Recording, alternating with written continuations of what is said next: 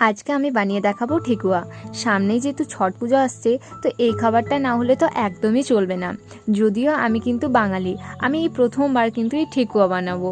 সত্যি কথা বলতে গেলে এর আগে আমি একবারই খেয়েছি, কিন্তু এটা খেতে যে এত সুন্দর আমি সত্যিই জানতাম না।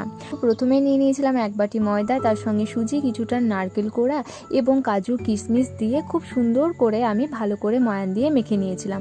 তারপর একটা কড়াইতে একটুকু গুড় আর জল দিয়ে গরম করে গুড়টাকে গলিয়ে নিয়েছিলাম। তারপর সেটাকে দিয়ে একটুকু শুকনো শুকনো করে, খুব একটা পাতলা হলে হবে না, একটুকু শুকনো শুকনো করে ভালো করে মেখে নিয়েছিলাম।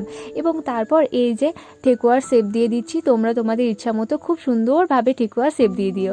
তারপর ডুবো ডুবো তেলের মধ্যে আমি একটা একটা করে ঠেকুয়া ছেড়ে দিলাম এবং খুব লো ফ্লেমে কিন্তু এপাশ ওপাশ করে ভেজে নিতে হবে।